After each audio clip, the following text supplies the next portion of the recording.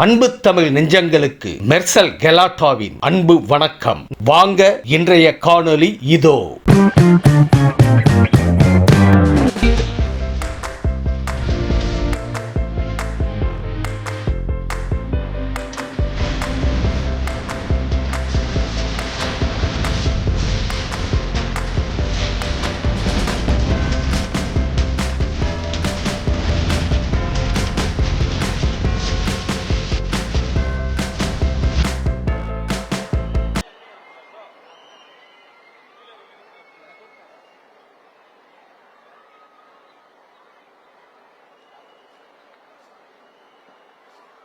மாண்புமிகு அமைச்சர்களுக்கும் மதிப்பிற்குரிய சிறப்பு விருந்தினர்களுக்கும் அனைவருக்கும் என்னுடைய வணக்கம். ஒரு சில நிகழ்ச்சி மட்டும்தான்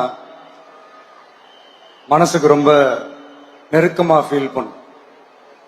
அதை நினைச்சாலே ரொம்ப சந்தோஷமா ஃபீல் பண்ணும். அப்படிப்பட்ட ஒரு நிகழ்ச்சி தான் இன்னைக்கு இந்த சிங்கப்பெண் சிறப்பு படைய தொடங்கி வைக்கிற இந்த நிகழ்வு. உண்மையிலே மனசுக்கு ரொம்ப நெருக்கமான ஒண்ணு, சந்தோஷமான ஒண்ணு. நம்ம பாட்டி, அம்மா, அக்கா, தங்கைகள், ஒவ்வொரு வீட்டில் இருக்கிற பெண் குழந்தைகள், இவங்க எல்லாருக்குமான பாதுகாப்பை உறுதி செய்வோம்னு சொன்னோம்.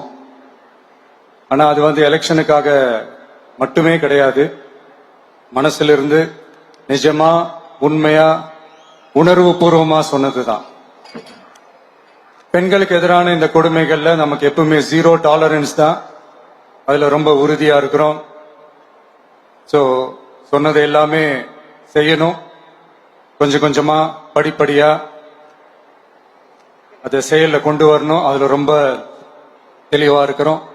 அதனாலதான் ஆட்சிக்கு வந்த உடனே இந்த குறைஞ்ச நாட்களுக்குள்ளேயே இதை நடைமுறைக்கு கொண்டு வந்திருக்கிறோம். தமிழ்நாட்டில் இருக்கிற பெண்கள், பெண் குழந்தைகள் எல்லாருமே பாதுகாப்பா, தன்னம்பிக்கையோட இருக்கணும். அதுக்கான முதல் கட்டம் தான் இந்த ஸ்டெப். இது மனசுக்கு ஒரு மன நிறைவை கொடுத்தாலும், அதே நேரத்தில் பெண்களை பத்தின சில செய்திகள்லாம் கேட்கும் போது உண்மையிலேயே மனசு பதறுது, கண்ணு கலங்குது. அது கண்ட்ரோல் பண்ணவே முடியல. ஏன்னா நடக்கிற கொடுமைகள்லாம் யாருக்குங்க? நம்ம குடும்பத்தை சேர்ந்தவங்க தானே. எப்படி மனசு பதறாம இருக்கும்? அதனால பெண்களுக்கு எதிராக இதெல்லாம் ஏன் நடக்குது, எதுக்கு நடக்குதுன்றது மத்தவங்க மாதிரி ரீல்ஸ்லயும் இன்ஸ்டாலையும் தேடிட்டு இருக்க முடியாது. ரியாலிட்டிய புரிஞ்சுக்கணும். சோ இந்த பிரச்சனைகள்லாம் ஏன் நடக்குது அப்படின்றத அனலைஸ் பண்ணி பார்க்கும்போது சுத்தி பாத்தீங்கன்னா ஒரே இடத்துலதான் நிக்குது. போதை பொருள் நடமாட்டம். அதை வேரோட பிடுங்கி எறியணும். இது 2026 போன மாசம் மே மாசம் 10ஆம் தேதி இந்த பிரச்சனை புதுசா முளைச்சு வந்துடல. இது பல வருஷமா இருக்கிற பிரச்சனை. பல வருஷமா இதை கண்டுக்காம விட்டதுதான் அந்த வேர் இவ்வளவு ஆழமா பரவி இருக்குது. இத பல வருஷமா கண்டுக்காம விட்டது யார் என்றது நான் சொல்லிதான் உங்களுக்கு தெரியணும்னு அவசியம் இல்லை. அது உங்களுக்கே நல்லா தெரியும். இப்ப அதை பத்தி பேசியும் பிரயோஜனம் இல்லை. முதல்ல இந்த போதை பொருள் நடமாட்டத்தை வேரோட பிடுங்கி எறியணும். அப்படி எரிஞ்சாதான் இந்த பெண்களுக்கான இந்த சேஃப்டி ரொம்ப ஸ்ட்ராங் ஆகும். இது ரெண்டுமே ஸ்ட்ராங் ஆனாலே ஆட்டோமேட்டிக்கா சட்டம் ஒழுங்கும் சரியாகும். இந்த 3 விஷயம் சொன்னல, இந்த போதை பொருள் நடமாட்டம், பெண்களுக்கு எதிரான இந்த கொடுமை, இந்த சட்டம் ஒழுங்கு, இது 3மே ஒண்ணுக்கு ஒண்ணு இன்டர்லிங்க்ட் தான். இதுவும் இப்ப புதுசா வந்த பிரச்சனை கிடையாது. பல வருஷமா இது இன்டர்லிங்க்டா தான் இருக்குது. இதெல்லாம் ஏன், எதுக்குன்றது இப்ப முக்கியம் இல்லை. இது எப்படி சரி செய்ய போறோம்ன்றதுதான் முக்கியம். பட் அதே நேரத்துல இன்னொன்னையும் நம்ம மனசுல எடுத்துக்கணும். இந்த பெண் குழந்தைகளுக்கான இந்த பாதுகாப்பு இது வெறும் சட்டம் ஒழுங்கு சம்பந்தப்பட்டது மட்டும்தானா அப்படின்னு கேட்டீங்கன்னா இல்ல. இது சமூக ஒழுங்கும் சம்பந்தப்பட்டு இருக்கு. சமூக ஒழுகல தனி மனித ஒழுங்கும் சம்பந்தப்பட்டு இருக்கு. தனி மனிதன் ஒழுங்கா இருந்தாலே அந்த சமூகம் தன்னால மாறும். ஒரு கட்டுப்பாட்டோட, ஒரு பொறுப்பா இருந்தாலே இந்த மாதிரி பல பிரச்சனைகளை நம்ம கண்ட்ரோல் பண்ணலாம். படிக்கிற இடத்துல, வேலைக்கு போற இடத்துல, டிராவல் டைம்ல, ஆனா டெய்லி லைஃப்ல பயம் இல்லாம மரியாதையோட நம்ம பெண்கள் வாழணும். அதுக்கான ஒரு அட்மாஸ்பியரை நம்ம கிரியேட் பண்ணணும். அதுதான் நம்மளுடைய ஃபர்ஸ்ட் டார்கெட்டு. இவ்வளவு நேரம் நான் இதெல்லாம் ரொம்ப சாஃப்டா சொல்லிட்டு இருந்தேன். ஆனா பெண்களை தொந்தரவு செஞ்சுட்டு அப்படியே எஸ்கேப் ஆகி போயிடலாம்னு நினைக்கிறவங்களுக்கு நான் ஒரு வார்னிங்காவே சொல்றேன். பெண்கள் பாதுகாப்பை டிஸ்டர்ப் பண்றவங்க யாரா இருந்தாலும் அது சகிச்சுக்கவே முடியாது. அவங்களுக்கான தண்டனைக்கான அந்த நடவடிக்கைகள் எல்லாமே போலீஸ் டிபார்ட்மெண்ட்ல இருந்து ரொம்ப கடுமையான ஒரு தண்டனையா இருக்கும், கடுமையான ஒரு நடவடிக்கைகளா இருக்கும். அந்த தண்டனை அவங்களுக்கான அந்த சார்ஜ் ஷீட் எல்லாமே ரொம்ப ஃபாஸ்டா ஸ்பீடா அது செயல்படுத்தப்படும்.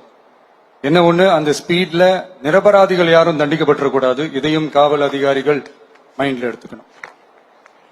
தப்பு செஞ்சவங்களுக்கு மட்டுமே அந்த உண்மையான கடுமையான தண்டனை கோர்ட் மூலியமா வாங்கி தரணும். அப்பதான் அதை பார்த்து தப்பு செய்ய நினைக்கிறவங்களுக்கு கூட தப்பு செய்யக்கூடாதுன்ற அந்த ஒரு பயம் வரணும். இந்த சிங்கப்பெண் சிறப்பு படைக்காக நம் அரசு சார்பாக முதற்கட்டமாக 354 கோடிக்கு மேல நிதி ஒதுக்கப்பட இருக்கு. இந்த திட்டத்தோட இரண்டாவது கட்டமா இந்த படைக்காக மட்டுமே 2500 புதிய பணியிடங்கள் உருவாக்கப்பட உள்ளது. பெண்களோட பாதுகாப்பை ஸ்ட்ராங் பண்றதுக்காக மாடர்ன் ஃபெசிலிட்டிஸ் இருக்கிற வாகனங்களும் நவீன உபகரணங்களும் தொழில்நுட்ப சாதனங்களும் அலாட் செய்யப்பட இருக்கு. ஆல்ரெடி உமன் சேஃப்டிக்காக செயல்படுற அமைப்புகளுக்கு அடிஷனல் ஸ்ட்ரென்த் அண்ட் சப்போர்ட்டா இந்த சிங்கப்பெண் படை செயல்படுங்கிறத மீண்டும் வலியுறுத்தி சொல்ல விரும்புறேன். பெண்களுக்கு எதிரான குற்றங்கள் நடக்கிறதுக்கு முன்னாடியே அதை தடுக்கிற காவல் நடவடிக்கையில இந்த படை முக்கிய பங்கு வகிக்கும். ஃபீல்ட் ஒர்க்ஸ் அண்ட் பிரிவென்டிவ் ஆக்ஷன்ஸ்ல இந்த படை ஈடுபடுறதால அனைத்து மகளிர் காவல் நிலையங்கள் எல்லாம் வழக்கு விசாரணையிலும் குற்றவாளிகளுக்கு தண்டனை வாங்கி தர்றதிலையும் இன்னும் அதிக கவனம் செலுத்த முடியும். பெண்களை ஃபாலோ பண்றது, பாலியல் தொல்லை தர்றது, டார்கெட் பண்ணி திரும்ப திரும்ப தொந்தரவு செய்யறது, பெண்கள் கடத்தல் முயற்சி, பப்ளிக் பிளேஸ்ல அசிங்கமா நடந்துக்கிறதுக்கு பஸ்ல தொல்லை தர்றது, கூட்டத்துல பெண்களுக்கு தொல்லை தர்றதுன்னு இது மாதிரி தப்ப தடுக்கிறதுல ரொம்ப முக்கியமா இந்த சிங்கப்பெண் படை செயல்படும். பெண்களுக்கு எதிரான குற்றங்களை தடுக்க நடவடிக்கை எடுக்க இந்தியாவிலேயே முதல் முறையாக ட்ரோன் வாயிலாக பெட்ரோல் மூலை அறிமுகப்படுத்தப்படும். நம்ம வீட்டு பெண்கள் அவங்களோட ட்ரீம்ஸ் அண்ட் எக்ஸ்பெக்டேஷன்ஸ் என்ன அப்படின்றத நம்ம அரசு நல்லாவே புரிஞ்சு வச்சிருக்கு. அது கொஞ்சம் கொஞ்சமா நாங்க செயல்படுத்துவோம். உங்களுக்கான மரியாதையும் தான், உங்களுக்கான அந்த கண்ணியமும் தான் நம்ம அரசினுடைய highest and most important priority. ஒரு கவர்மெண்டோட அந்த விஷன் அண்ட் டார்கெட் ஆனஸ்டா இருந்தாலே போதும். பிளான்ஸ் அண்ட் அட்டெம்ப்ட்ஸ் அது போற பாதை சரியா இருக்கும்னு சொல்லுவாங்க. அப்படிப்பட்ட ஒரு கவர்மெண்ட் தான் நம்மளுடைய கவர்மெண்ட், உங்களுக்கான கவர்மெண்ட். இந்த ஷார்ட் ஸ்பேன்ல இந்த சிங்கப்பெண் சிறப்பு படைய நடைமுறைக்கு கொண்டு வந்து இதுக்கு ரொம்ப கடுமையா உழைச்ச காவல்துறை அதிகாரிகளுக்கும் பணியாளர்களுக்கும் இந்த நேரத்தில் என்னுடைய பாராட்டுகளை தெரிவிச்சுக்கிறேன். இந்த நேரத்தில் என்னை பொறுத்த வரைக்கும் ஒரு கவர்மெண்டோட முதல் சக்சஸ், முழு சக்சஸ் இன்ஃப்ராஸ்ட்ரக்சரோட வளர்ச்சியிலையோ பொருளாதார வளர்ச்சியிலையோ மட்டுமே இல்லை, அந்த ஸ்டேட்டோட பெண்களும் குழந்தைகளும் மரியாதையா வாழ்றாங்களா அப்படின்றதுல தான் அந்த கவர்மெண்டோட முழு சக்சஸுமே இருக்கு. அதோட சேர்ந்ததுதான் மற்ற எல்லா வளர்ச்சியும். அதுலயும் நாங்க கவனம் ஃபுல் கான்சென்ட்ரேட் பண்ணுவோம். கான்பிடென்டா இருங்க, நல்லதே நடக்கும், வெற்றி நிச்சயம். மீண்டும் சந்திக்கும் வரை நன்றி, வணக்கம். யாரும் வந்தால் தள்ளி விட்டு சென்று விடு.